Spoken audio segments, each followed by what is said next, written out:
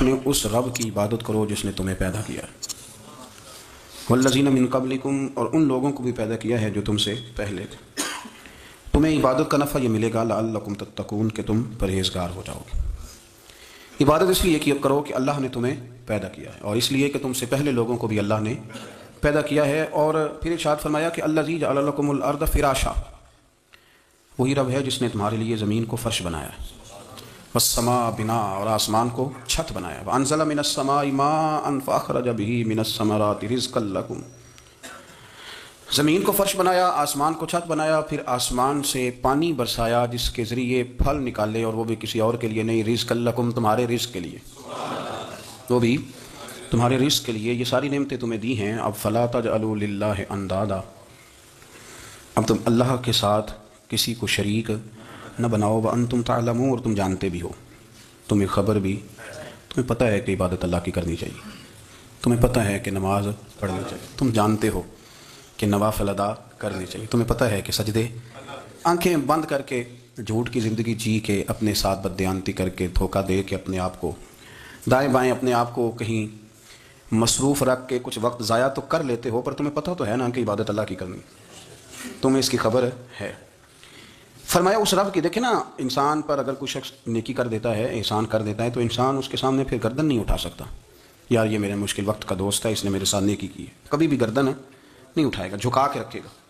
تو اگر عام کوئی نیکی کر دے تو اس کے سامنے انسان کبھی گردن نہیں اٹھاتا، تو جو رب ساری نعمتیں عطا فرمائے، جو کہے کہ تیری تخلیق میں نے کی، تجھ سے پہلوں کو بھی پیدا میں نے کیا، تیرے لیے زمین کا بچھونا بھی میں نے بچھایا، آسمان کی چھت بھی میں نے لگائی، تیرے لیے زمین سے ساری اناج کو، پھل کو، کھیتیوں کو نکالا بھی تیرے لیے، تو اب تو اس طرح کر کہ تو میری عبادت کر، تو میری بارگاہ میں جھک جا۔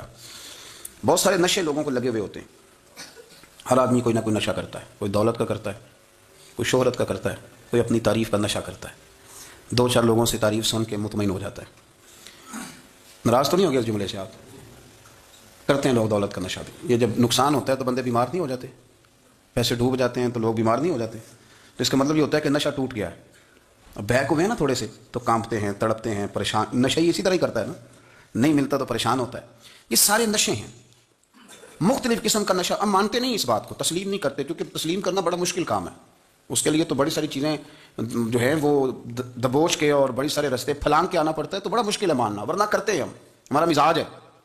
یہ گھومنے پھرنے کا، دنیا دیکھنے کا بھی ایک نشہ ہے، یہ بہت ساری باتیں کرنے کا بھی ایک نشہ ہے، گپ شپ کا بھی ایک نشہ ہے۔ دو چار لوگوں کی جب تک پگڑیاں نہ کھول لیں، بعض لوگوں کو نیند نہیں آتی، یہ غیبت کا، چغلی کا، بددیانتی کا، یہ بھی ایک نشہ ہے۔ اس پر ملا رومی رحمۃ اللہ نے بڑا کلام لکھا ہے، وہ کہتے ہیں مانگ کے کھانے کا بھی نشہ ہے، مانگ کے کھانے کا بھی نشہ ہے۔ وہ کہتے ہیں کہ ایک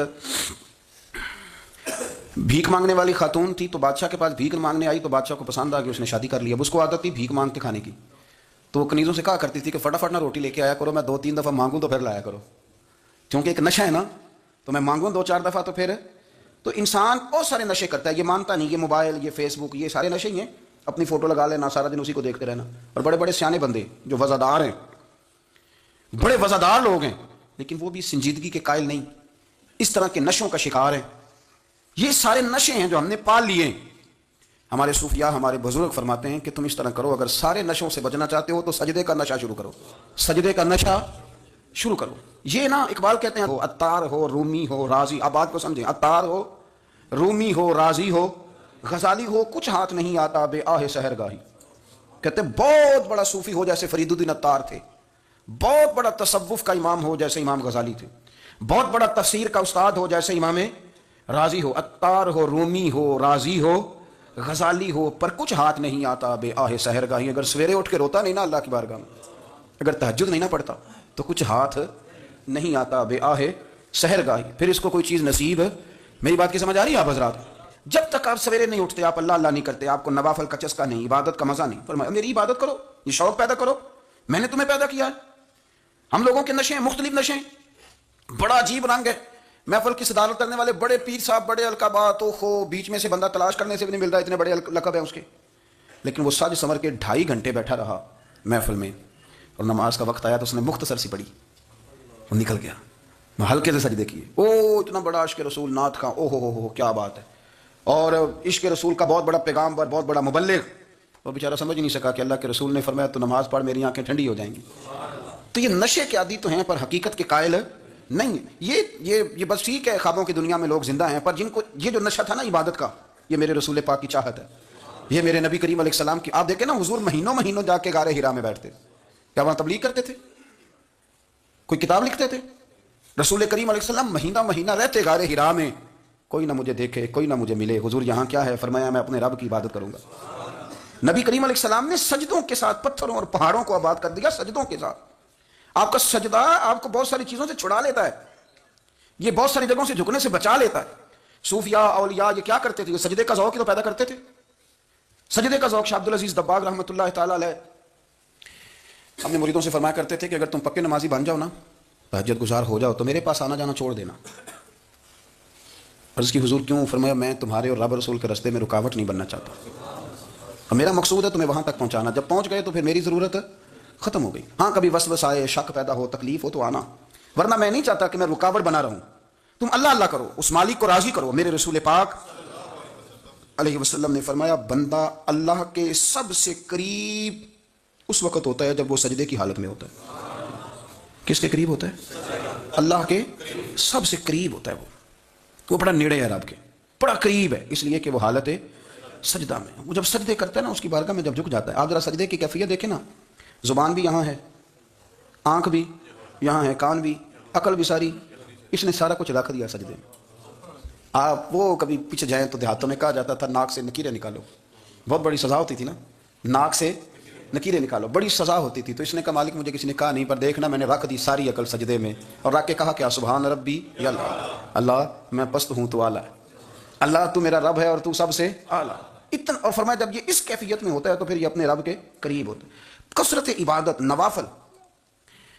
ہمارے ہاں عمرے کی قرآن اندازی محفلوں پہ ہونے لگ گئی ہے، حالانکہ حدیث سے ثابت نہیں. میں دوستوں سے کہتا ہوں جائز ہے، کرنی چاہیے. عمرے کی قرآن اندازی جائز ہے، پر کسی حدیث میں نہیں آئی کہ قرآن اندازی کرو عمرہ کرو. حدیث میں قرآن اندازی یہ آئی ہے کہ نبی پاک علیہ السلام نے فرمایا تمہیں پتہ چل جائے نا پہلی صف کا ثواب کتنا ہے، تم قرآن اندازی کرو. عمرے کی قرآن اندازی کا تو پوسٹر چھپتا ہے، تو یہ والی قرآن اندازی کب ہونی ہے؟ ہونی چاہیے کہ نہیں؟ حضور نے فرمایا تمہیں پتہ چلے کہ اس کا ثواب کتنا، تو تم قرآن اندازی کرو، تم قرآن ڈالو. جب آپ نماز پڑھ رہے ہوتے ہیں، جب آپ کا مصلی آباد ہوتا ہے. صلاح الدین ایوبی، ایک بزرگ سے ملاقات ہو گئی، بیت المقدس پر قبضہ تھا عیسائیوں کا. تو صلاح الدین بڑے پریشان تھے. بابا جی کہنے لگے پتر کیا ہوا؟ کہنے لگے حضور پتہ چلا ہے دشمن کے 2 بحری بیڑے اسلحہ لے کے آ رہے ہیں. مسلمان پہلے ہی کمزور ہیں، اور اب اگر 2 بحری بیڑے اور آ گئے تو حضور مسئلہ بن جائے گا. تو میں پریشان ہوں کہ کس طرح یہ کم مسئلے والی ہماری فوج ہے کیسے مقابلہ کرے گی. تو بابا جی کہنے لگے پتر اس طرح کرنا، آج رات تو بھی دعا کرنا اور میں بھی کروں گا، تو بھی دعا کرنا. آپ ناراض نہ ہونا، ہم تو پیروں والے ہیں، ہم تو پیروں کے نوکر غلام ہیں، ہمارا تو گزارا ہی نہیں، ہمیں تو ملتا ہے سارا کچھ وہاں سے. پر میرا سوال یہ ہے کہ تعویذ لینے جاتے ہو نفل کیوں نہیں پڑھتے؟ رات اللہ اللہ کیوں نہیں کرتے؟ یہ بھی تو ہمارے بزرگوں کا ہی طریقہ ہے، انہوں نے تو ہمیں سکھایا ہے. صلاح الدین ایوبی سے بزرگوں نے کہا کہ رات آج نا اللہ اللہ کرنا، تو میں تیرے لیے دعا کروں گا، تو بھی دعا کرنا. تو بندہ جب دکھی ہوتا ہے تو سجدہ کرتا ہے، تو پھر ہی تو مصلی بھیگ جاتا ہے، پھر ہی تو مزہ آتا ہے. سکھی بندہ تو کعبے جا کے نہیں روتا. دکھی تھے، تکلیف تھی، تو سر رکھا سجدے میں تو تڑپ گئے. اور وہ بابا جی کہتے ہیں میں مسجد آیا تو صلاح الدین چیخے مار کے رو رہا تھا اور کہہ رہا تھا مالک میں کوئی اپنی شان کے لیے تو نہیں نہ لڑ رہا، اللہ کو میں کوئی قبضوں کے لیے تو نہیں لڑ رہا، مالک تیرے لیے لڑ رہا ہوں، مجھے بے آبرو نہ کرنا، میری مدد فرمانا.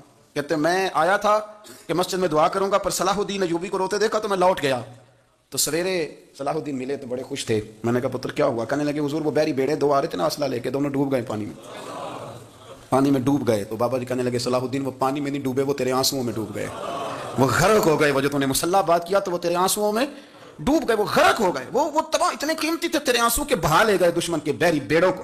میرے بھائی ٹھیک ہو گیا جی، میرے عزیز سمجھ لیں اس بات کو ہمیشہ کے لیے، اور اس پر غور کرنے اچھے طریقے سے کہ میرے رسول کریم سید عالم صلی اللہ علیہ وسلم نے نا ہماری توجہ دلائی، حضور نے ہمیں بتلایا، ہمارا ذوق بڑھایا عبادت کی طرف. ایک صحابی تھے حضرت ابو فاطمہ رضی اللہ تعالیٰ عنہ، یہ ترمذی شریف کی حدیث ہے. نبی پاک علیہ السلام نے فرمایا ابو فاطمہ قیامت کے دن مجھ سے جلدی ملنا چاہتے ہو کہ دیر کے ساتھ؟ تو کہنے لگے حضور کون ہوگا جو دیر سے ملنا چاہے گا؟ ہم نے تو جان دے دی وعدہ دیدار پر. اعلیٰ حضرت فرماتے ہیں جان دے دی وعدہ اور نقد اپنا دام ہو ہی جائے گا. مجھے لگتا ہے کہ یہ سودا نقد و نقد ہو جانا ہے، چونکہ ہم نے جان دے دی وعدہ دیدار پر. آپ نے وعدہ کیا تھا کہ مریں گے تو پھر زیارت ہوگی، تو مر گئے ہم زیارت کی خاطر. جان دے دی وعدہ دیدار پر تو نقد اپنا دام ہو ہی جائے گا. اے رضا ہر کام کا ایک وقت ہے، دل کو بھی آرام ہو ہی جائے گا. تو حضرت ابو فاطمہ رضی اللہ تعالیٰ عنہ سے نبی پاک صلی اللہ علیہ وسلم نے فرمایا جلدی ملنا چاہتے ہو کہ دیر سے؟ اس کی حضور فٹافٹ ملنا ہے، میں نے قیامت کے دن آپ سے جلدی ملنا ہے۔ تو نبی پاک علیہ السلام نے فرمایا پھر اس طرح کرنا، دنیا میں رہ کے سجدے زیادہ کرنا، پھر سجدے زیادہ کرنا، قیامت میں ملاقات جلدی ہو جائے گی، قرب ملے گا تمہیں۔ اپنے بچوں کے اندر دیکھیں نا، ہم شوق پیدا کرتے ہیں، ہمیں صحیح لفظ نہیں بولنے آتے پر ہم بچوں میں شوق پیدا کرتے ہیں کہ پتر ڈاکٹر بن جائے گا تو بڑا نفع کرے گا، تو لوگوں کی خدمت کرے گا، ملک و ملت کی خدمت کرے گا، تیرے ابا کا نام روشن ہوگا، تیرے دادا کی تعریفیں ہوں گی۔ ہم یہ ذوق پیدا کرتے ہیں، ہم اپنے نوجوانوں کے اندر یہ فکر پیدا کرتے ہیں، انہیں ہم سمجھاتے ہیں کہ میاں جب تم پڑھو گے، محنت کرو گے تو فلاں آدمی کی طرح تمہارا نام ہوگا۔ یہ جتنا ذوق ہم بچوں کے اندر ان چیزوں کا پیدا کرتے ہیں، ہمیں حکم ہے کسی طرح ہم ذوق پیدا کریں کہ پتر نماز پڑھے گا تو اللہ راضی ہو جائے گا، تو سجدہ کرے گا۔ دیکھیں نا میرے رسول کریم علیہ السلام نے فرمایا 7 سال کے بچے کو مسجد لے کے جاؤ، یعنی اسے شوق دلاؤ، اس کے اندر یہ خاصیت پیدا کرو کہ اس کا دل کرے مسجد میں جانے کا، اس کے اندر یہ خصوصیات لاؤ کہ وہ ہمارے ہاں نا ہر چیز کو پروموٹ کیا جا رہا ہے، ہر چیز کو، یعنی سر سنگیت سکھانے کے لیے اکیڈمیاں بن گئی ہیں، ہر شے پروموٹ ہو رہی ہے، عبادت کا جذبہ کم ہوتا جا رہا ہے، اللہ کا ذوق ہمارے اندر نہیں رہا۔ اور اتنا مشکل ہم نے اپنے لیے بنا لیا ہے کہ وہ بندہ جو بڑی زبردست مذہبی گفتگو کر رہا تھا اور تگڑی بات کر رہا تھا، کیا بات ہے، لیکن نماز کے بارے میں کمزوری دکھا جاتا ہے، نوافل کے بارے میں وہ چپکے سے نکل جاتا ہے۔ امام احمد بن حنبل رحمۃ اللہ تعالی علیہ، مسند امام احمد بن حنبل 14 جلدوں میں ہے مارکیٹ میں، اور مجھے تو خیر پسند ہی پڑی ہے، میں نے تو کئی دفعہ پڑھی ہے، اور کیا بات ہے امام احمد بن حنبل کی، کیسے تگڑے قسم کے محدث تھے اور اللہ نے کتنا انہیں اعزاز عطا فرمایا ہوا تھا۔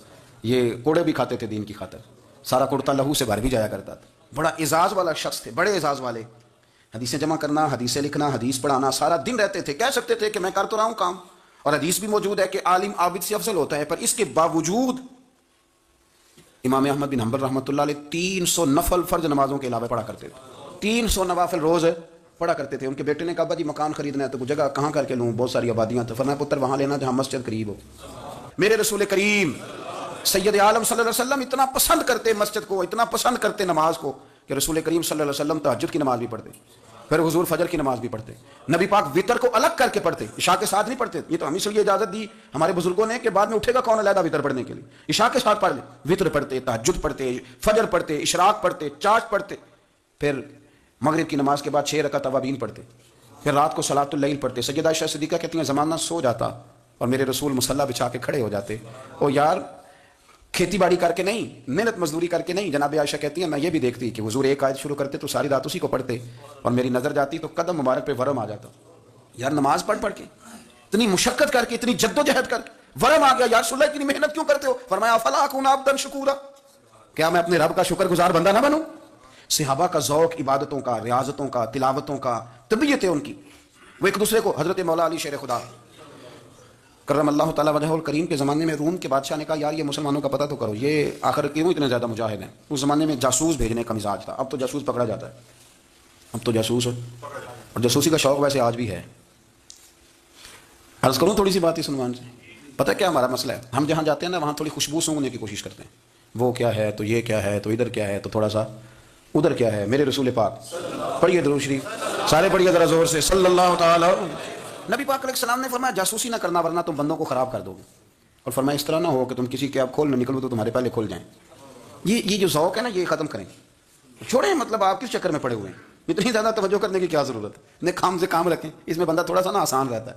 یہ جو بہت زیادہ ٹٹولنے والے لوگ ہوتے ہیں نا وہ بیچارے پھر عمر ٹٹولتے ہی گزار دیتے ہیں، اس لیے کہ مزاج ہی بہت پکا ہے، بوری کا منہ کھول کے اندر تک ہاتھ ڈالنا، تو پھر کئی دفعہ سامنے سے بچھو بھی لڑ جاتا ہے، خرابی ہوتی۔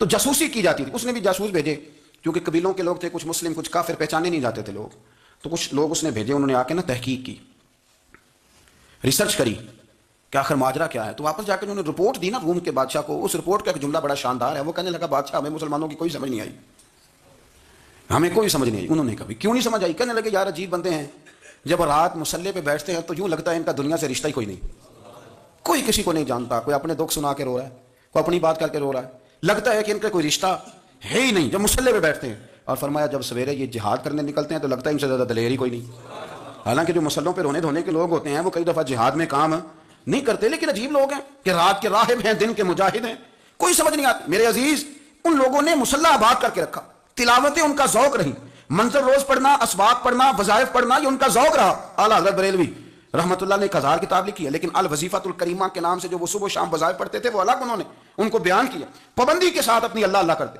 شیخ شہاب الدین سہروردی رحمۃ اللہ علیہ پر ایک بندے نے اعتراض کیا، اس نے کہا جی آپ کس قسم کے صوفی ہیں، مرید بیٹھے ہیں اور آپ وہاں نفل پڑھ رہے ہیں؟ یہ بھی بڑا مسئلہ ہوتا ہے نا، جو بندہ ملنے آتا ہے وہ اپنے ٹائم کے حساب سے آتا ہے، اور پھر اس کا یہ بھی خیال ہوتا ہے کہ پیر صاحب جو ہیں وہ چونکہ درویش ہیں تو نہ انہیں روٹی کھانی چاہیے نہ سونا چاہیے، چونکہ وہ درویش ہیں، اور ہم چونکہ درویشوں کے ماننے والے ہیں لہذا ہمارا یہ طریقہ ہونا چاہیے کہ جیسے ہم کہیں درویش ویسے ہی کر جائے، حالانکہ جس کو آپ درویش کہیں گے آپ اس کی مانیں گے، آپ منوائیں گے نہیں، تمہارا مزاج ہوتا ہے۔ شیخ شہاب الدین پر لوگوں نے اعتراض کی، حضور لوگ ملنے آئے ہیں، زیارت کرنے آئے ہیں، یہ بندے دعا کرانے آئے ہیں، اللہ اللہ کرانے آئے اور آپ نفل پڑھ رہے ہیں، کیا جملہ ہے، کیا حسن ہے، کیا خوبصورتی ہے۔ فرمانے لگے رب رسول سے مانگنے کے لیے مصلی بچھایا ہے، اگر وہاں سے مانگوں گا نہیں تو تمہیں دوں گا کیا، پہلے مجھے کچھ لے تو لینے دو، اگر میرے پلے کچھ ہے ہوگی تو آگے دوں گا نا، تو میں مانگنے گیا تھا کہ یا اللہ دے تیرے بندے لینے آئے ہیں، دے تو میں کچھ لوں گا تو آگے دوں گا نا، لیکن ہمارا یہ سٹیٹس، یہ مزاج، یہ شعور نہیں ہے، گپیں، کہانیاں، داستانیں، گفتگو، خطابت، واز، کیا بات۔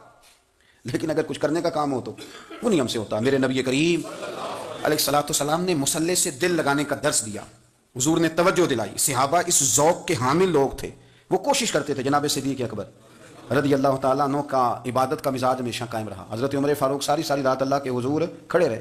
حضرت عثمان غنی رضی اللہ تعالیٰ عنہ عشاء کی نماز پڑھ کے 2 رکعتوں کی نیت باندھتے تھے، 15 سپارے پہلی رکعت میں پڑھ دیتے تھے اور 15 سپارے قرآن مجید کے دوسری رکعت میں پڑھ دیتے۔ آپ نے نا حضرت عمر فاروق کے وصال کے بعد ان کی ایک بیوہ سے نکاح کیا، حضرت عثمان غنی نے نکاح کیا۔ وہ خاتون آپ کے نکاح میں آئیں تو عرض کرنے لگی امیر المومنین میرے لیے اعزاز تو بہت ہے کہ میں امیر المومنین کی بیوہ تھی تو امیر المومنین کی منکوحہ ہو گئی ہوں، لیکن حضور نہ تو میں جوان ہوں کہ میرے اندر رغبت ہوتی اور نہ میں اب اس قابل ہوں کہ کوئی خدمت کر سکوں، میرے ساتھ نکاح کی وجہ کیا بنی؟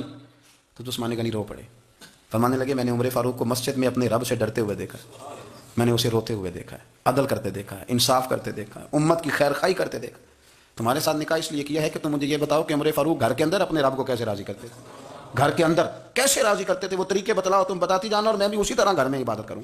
میرے رسول کریم علیہ الصلوۃ والسلام نے ارشاد فرمایا، حضور فرمانے لگے جس گھر میں اللہ کا ذکر ہوتا ہے وہ گھر زندوں کا ہے، اور جس گھر میں رب کریم کا ذکر نہیں ہوتا وہ گھر زندوں کا نہیں ہے۔ گھر نا ہم نا کتابوں میں پڑھتے ہیں کہ ایک بزرگ کہتے ہیں، حضرت فضیل بن عیاض کہتے ہیں کہ میں ایک گلی سے گزر رہا تھا تو گھر کے اندر کسی قاری صاحب نے قرآن کی آیت پڑھ دی، ولی من خاف مقام ربہ جنتان، میں تو میرے کانوں سے ٹکرائی تو اللہ نے میری کایا ہی پلٹ دی، میں توبہ کر گیا۔ اب گھر کے اندر سے آواز آئے تو صحیح نہ تلاوت کی، پر اندر سے آواز آتی نہیں، یا ڈیک بجنے کی آواز آتی ہے، یا ٹی وی چلنے کی آواز آتی ہے، یا دھوم مچانے کی آواز آتی ہے۔ عبادت کا وہ جو خاص شوق تھا، وہ جو حسن تھا، وہ جو توانائی تھی، وہ جو بات تھی۔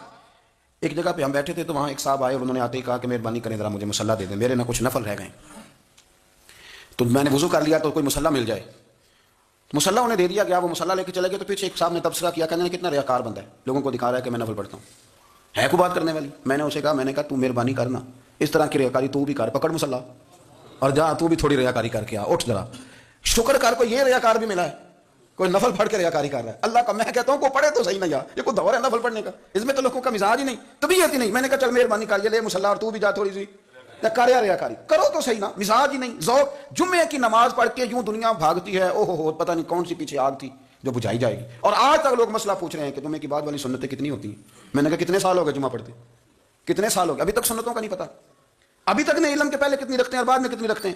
فجر کی سنتیں کب پڑھنی چاہیے، سنو فجر کی سنتوں کے بارے میں۔ میرے رسول کریم سید عالم صلی اللہ تعالیٰ علیہ وسلم سے ایک صحابی نے پوچھا تھا، حضور میری فجر کی سنتیں رہ گئیں یا رہ جاتی ہیں تو حکم کیا ہے، کیا انداز ہے حضور کا؟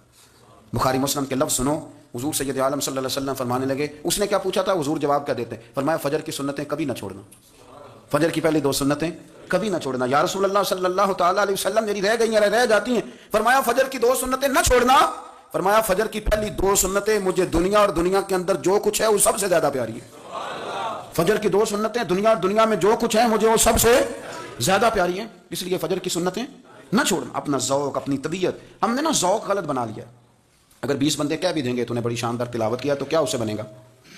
100 بندہ کہہ بھی دے تیری کیا بات ہے، کیا بات ہے نعت خاں کی، کیا بات ہے علامہ صاحب کی، پیر صاحب کی، پیر مہر علی شاہ صاحب رحمۃ اللہ علیہ۔ آپ تشریف فرماتے تو آپ کے ایک ہی بیٹے بابو جی جن کو کہا جاتا ہے، جس دن صاحبزادے پیدا ہوئے تو خادم نہ وہاں سے نکلا، ان لوگوں کے شوق اور طرح کے تھے نا تو ان کی توجہ بھی اپنے شوق کی طرف رہتی، تو خادم نکلا اندر سے، پیر صاحب مبارک ہو، پیر صاحب مبارک ہو، پیر صاحب مبارک ہو، پیر صاحب مبارک ہو، شور کر رہے ہیں، تو پیر صاحب کو وجد ہو گیا، اللہ اکبر اللہ اکبر اللہ، وہ کیا ہوا، کس بات کی مبارک دے رہے ہو؟ عرض کی حضور اللہ نے بیٹا دیا ہے۔ تو آپ فرمانے لگے اچھا حضور آپ کیا ہوا، آپ تو پریشان ہو گئے۔ فرمانے لگے جب تو نے 3 دفعہ کہا نا مہر علی کو مبارک ہو تو میں سمجھا تھا شاید تجھے کسی نے بتا دیا ہے کہ مہر علی سے اللہ راضی ہو گیا۔ میں سمجھا تھا کہ شاید تو یہ خبر لے کے آیا ہے کہ کسی نے بتایا ہے کہ مجھے آج خبر ملی ہے کہ مہر علی سے رب اچھا پتر ہوا ہے، الحمدللہ اللہ کا شکر ہے، پر میرے لیے مبارک کا دن وہ ہوگا جب میرا رب کہے گا کہ میں مہر علی سے راضی ہوں، میرے محبوب کہیں گے کہ میں مہر علی سے۔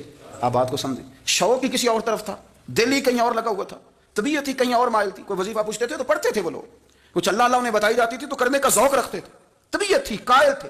حضرت ربیع کہتے ہیں میں بڑی دور سے سفر کر کے گیا حضرت اویس کرنی سے ملنے، بڑی دور سے، اور جب میں پہنچا تو فجر کا وقت تھا، تو حضرت اویس کرنی کو میں نے پا لیا، تو وہ نماز پڑھ کے نا قرآن شریف لے کے بیٹھ گئے۔ فرماتے ہیں اشراق چاشت کا وقت ہوا تو نفلوں کی نیت باندھ لی۔ محدث ابن الجوزی نے لکھا ہے، فرماتے ہیں پھر جب زوال کا وقت ہوا تو مسجد میں جھاڑو دینے لگ گئے، زور کی نماز پڑھ کے تو عصر کی تیاری تک وہ مسجد میں بیٹھے رہے، اور میرے نبی پاک علیہ السلام نے فرمایا جو نماز کے انتظار میں بیٹھا ہو وہ نماز ہی میں ہے، وہ نماز ہی میں ہے۔ فرمایا میری دنیا، میری امت کی جو رہبانیت ہے نا وہ اتنی ہے کہ نماز کا انتظار کرے، اذان کے بعد نماز کا یہ راہب ہے، یہ اس وقت چھوڑ کے بیٹھے ہیں سارا کچھ۔ فرماتے ہیں عصر تک انہوں نے اللہ اللہ کی، پھر مغرب تک کی، عشاء کی نماز ہوئی تو نماز پڑھی تو وہ تھک گئے، اب مجھے وہ فارغ ہوں مصلی چھوڑے تو میں ملاقات کروں نا، کہ آپ حیران نہ ہو کہ اتنی دیر بندہ کیسے اللہ اللہ کر، ہم نے کی نہیں نا اس لیے ہم پریشان ہیں، جو عادی ہوتے ہیں وہ کر بھی لیتے ہیں، وہ یہ کام، میری بات کی سمجھ آ رہی ہے؟ جب جاتے ہو کسی دفتر میں تو 8 گھنٹے کھڑے رہ لیتے ہو نا، مجبوری ہوتی ہے تو کھڑے رہا جا سکتا ہے۔ پاسپورٹ کے دفتر بولیے، امیگریشن کی لائنوں میں، اور میں نے تو ایمبیسیوں میں بندے 12 گھنٹے پہلے جا کے کھڑے دیکھے، رہ لیتے ہیں کھڑے، تو اگر ان کاموں کے لیے رہا جاتا ہے تو اللہ رسول کے لیے بھی کھڑے رہا جا سکتا ہے۔ تو فرمانے لگے کہ جب عشاء کی نماز کے بعد آخری انسان تھے، تھک گئے، نیند کا غلبہ ہوا تو تھوڑی ایسے آنکھ بند ہوئی تو کھلی تو رونے لگے، حضرت ویسے کر لیا، رو کے کہنے لگے مالک مجھے غافل تو نہ کر، ابھی میں نے کیا بھی کچھ نہیں، دن ختم ہو گیا، کوئی نفل نہیں، کوئی اللہ اللہ نہیں، اللہ مجھے غافل نہ کر، میری مدد فرما۔ فرماتے ہیں جب وہ روئے تو میرے ساتھ جو شخص تھا میں نے کہا اٹھو چلیں، کہنے لگا حضور ملنا نہیں، فرمایا جو میں لینے آیا تھا وہ مجھے مل گیا ہے، جو میں ان سے سیکھنے آیا تھا وہ مجھے نصیب ہو گیا، اب اور میں نے کیا لینا، ختم ہو گئی بات، اٹھو چلیں۔ اللہ کے بندوں نے حضرت ربیعہ بن کعب اسلمی رضی اللہ تعالیٰ عنہ فرماتے ہیں، کہتے ہیں جب بنو قریظہ اور بنو نذیر یہودیوں کے ساتھ حضور علیہ السلام نے جنگ کا اعلان فرمایا تو وہ دشمن ہو گئے، ہمیں خطرہ تھا کہ وہ رات کو کہیں محبوب کو تکلیف نہ دیں، تو کچھ لوگ نا تلواریں لے کے نبی پاک کے دروازے پہ پہرے داری کرتے تھے۔ گن مین رکھنا حرام نہیں، اگر کسی کو واقعی خطرہ ہو تو اس کے لیے سنت بھی ہے۔ حضرت علی المرتضیٰ تلوار لے کے حضور کے گھر کا پہرا دیتے تھے۔